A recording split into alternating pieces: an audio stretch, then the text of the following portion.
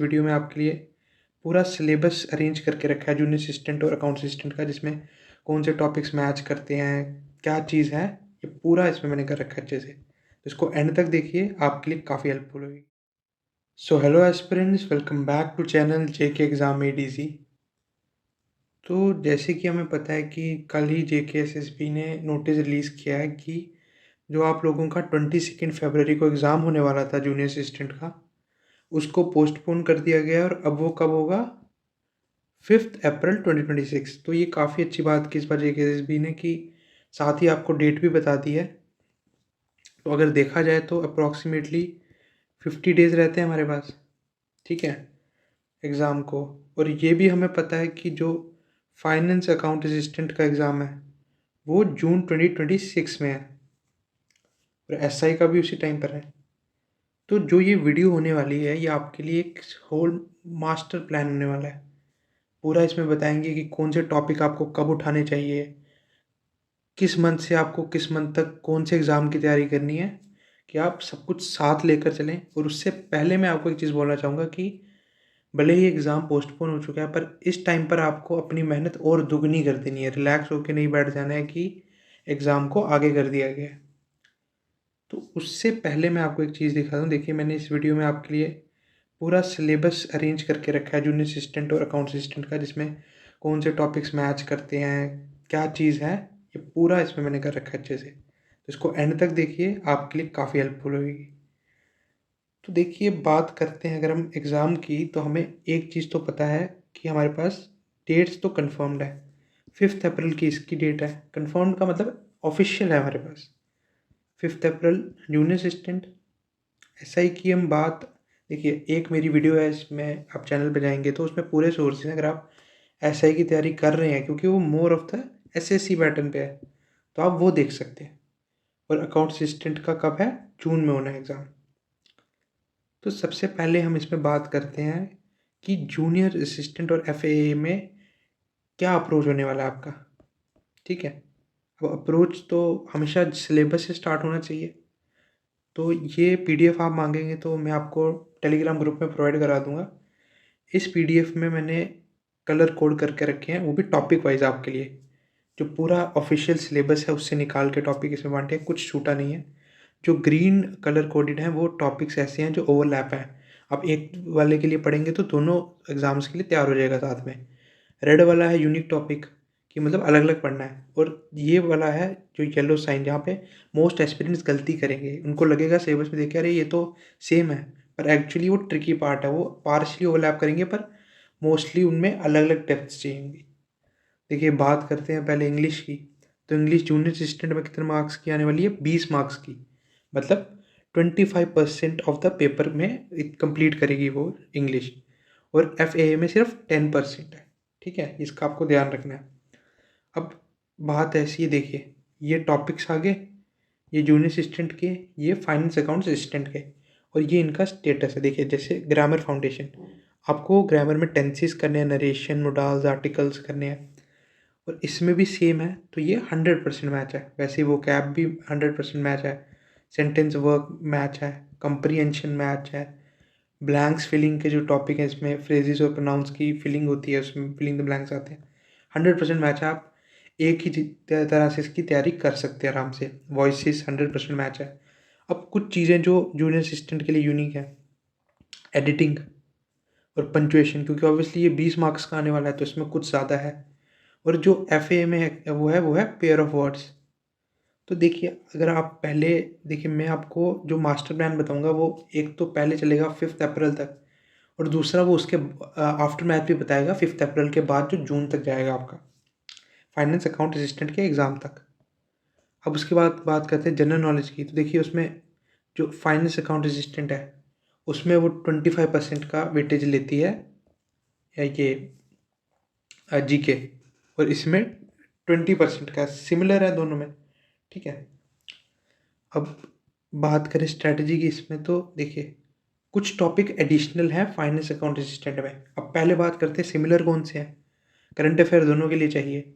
Indian geography जो है India वाली, वो दोनों के सेम है। इंडियन कल्चर के टॉपिक बिल्कुल सेम है, जिसमें मॉडर्न फ्रीडम स्ट्रगल वाला सेम है, कल्चर सेम है। फिजिकल ज्योग्राफी जैसे कि क्लाइमेट, क्रॉप्स, वेदर, रिवर, दोनों के लिए सेम है।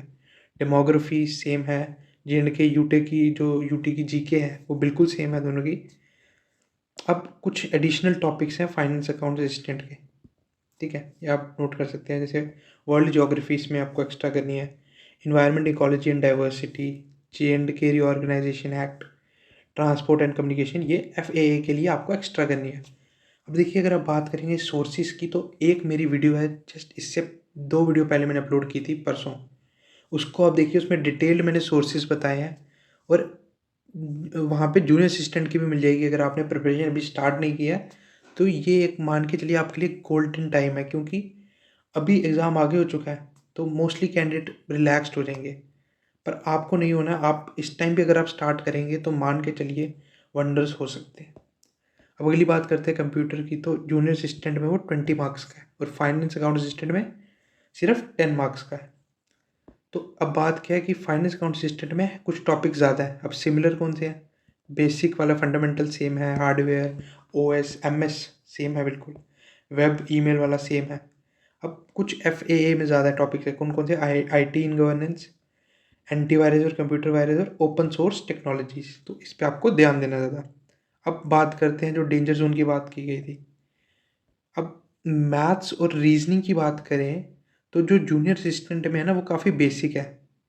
Percentage, average, profit loss, number system है ना, डायरेक्शन, डिस्टेंस, टाइम, स्पीड, इसमें एडवांस मैथ नहीं है, स्टैटिस्टिक्स नहीं है।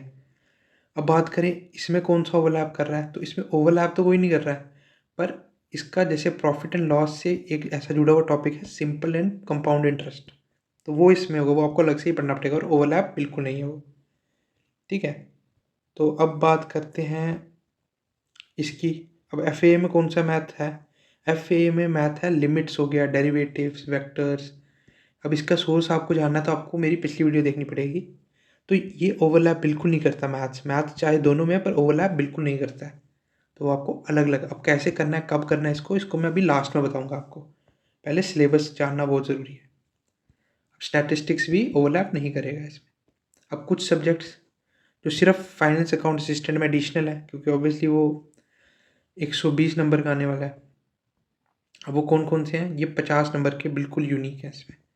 अकाउंटेंसी, इकोनॉमिक्स, साइंस, तो ये इसमें बिल्कुल अलग है।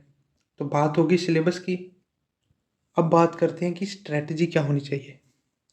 देखिए आज है 11 फेब और मैं मान के चल रहा हूँ कि आप काफ़ी सीरियस हैं इस प्रिपरेशन को और आप अफोर्ड नहीं कर सकते एक भी दिन लूज़ करना, पर मानते हैं आपने कल का दिन लूज़ कर दिया और जब ये वीडियो अपलोड हो रही है मतलब आज का दिन 12 फेब, तो आप अगर 13 फेब से स्टार्ट कर रहे हैं, ठीक है, आपका जूनियर असिस्टेंट का एग्ज़ाम कब है?